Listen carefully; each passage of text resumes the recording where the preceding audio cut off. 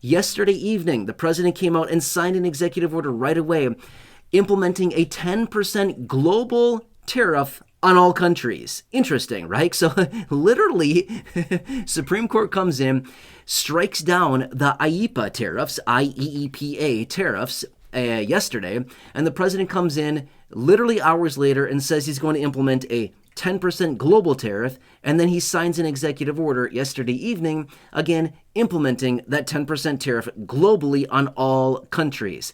Now, what's super interesting here, and again, no shock whatsoever, you can see it written right here in this article, is that they're exploring additional alternative tariffs or duties, essentially, and he's very convinced that this may even bring in more money than the IEEPA tariffs, the ones that were struck down by the Supreme Court, and they're going to continue to bring in billions and billions and billions of dollars as they already have. Now, as you heard me talk about in that video from earlier, just so far in 2025 and in January of 2026, so all of 2025 and just January 2026 combined, they've brought in about $300 billion of tariff revenues or duties into the United States, okay? That's a lot of money. Remember, to pay out those $2,000 payments, and again, that's not the whole purpose of this video, but I just want to throw this out there. Based on some recent remarks, again, over the last few months here, they would need between about $300 and $600 billion to pay out those $2,000 dividend payments. They've already collected $300 plus billion, okay? They've basically already got the money that they need to pay those out, okay? But point being is that I said this the other day on Wednesday. I was out in a video and I said, hey, get ready. The Supreme Court ruling may be coming out on Friday morning. And sure enough, we got it on Friday morning. But again, we already know all this, okay? But the point being is that I've made it very clear. The administration has already identified at least 3 additional ways that they can replicate the tariffs that got struck down by the Supreme Court.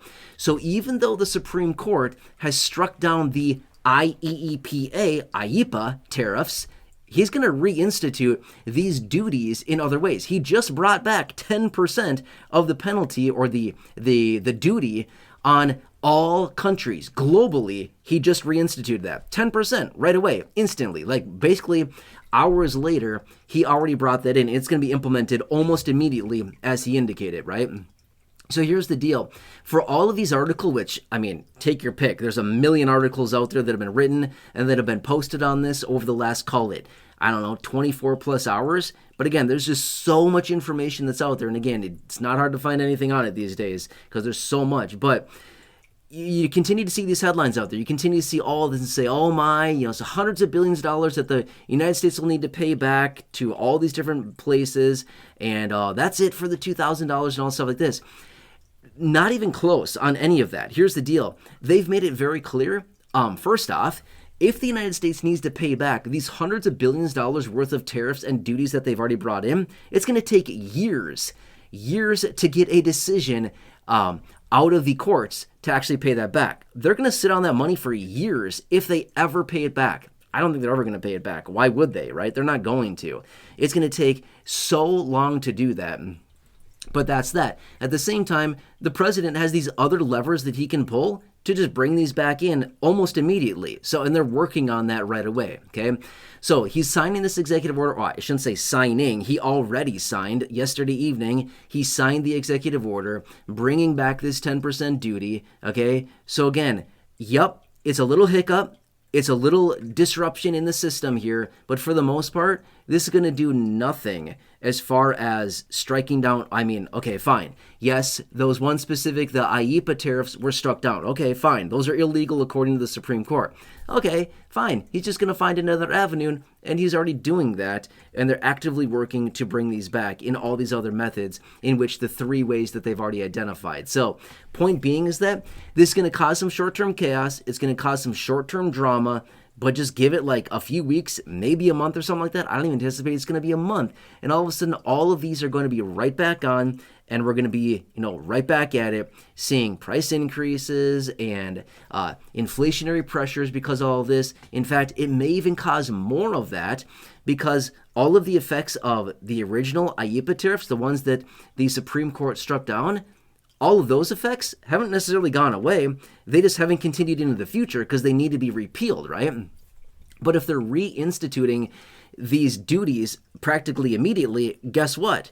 it's just going to re-put on those inflationary pressures on consumer goods and prices, and we're just going to see that continue on, right? There's going to be no relief, essentially, if that makes sense, right? And then all of those revenues coming into the United States because of these duties, they're just going to be right back there. They may slow down for a short time, a few weeks, maybe a month or something, but they're just going to be right back on, bringing in all this hundreds of billions of dollars. And again, President's very convinced that they're going to bring in even more money, as you saw right there in that article. So could that possibly be even better for the likelihood of those potential $2,000 dividend or stimulus payments that the president has been talking about for so long now, right?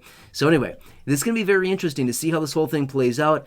I think we'll certainly keep an eye on this. I'll certainly keep you updated on this, but I know that a lot of you in this community are very concerned, like, oh no, that's it. It's game over. We'll never get anything now. I mean, dude, it's been like hours. It hasn't even been all that long since we've got this official announcement out of the Supreme Court. Like, let's give it a little bit of time here. Let's see what happens. But this president is not just going to give up. He's not just going to throw in the towel and be like, oh, you got me. Okay, fine, I guess I won't do anything. No, we know very clearly how he works, right?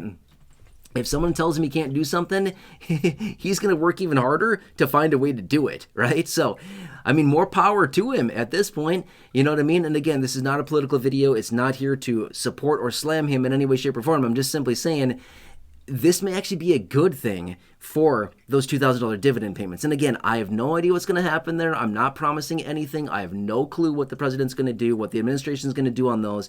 But if he's convinced it's going to bring in even more money and we need a few $100 billion to do it, they've already collected $300 billion, which they're not going to pay back. They're already halfway there, or they're at least they're the majority of the way there as far as how much they need to pay out these dividend payments already, right?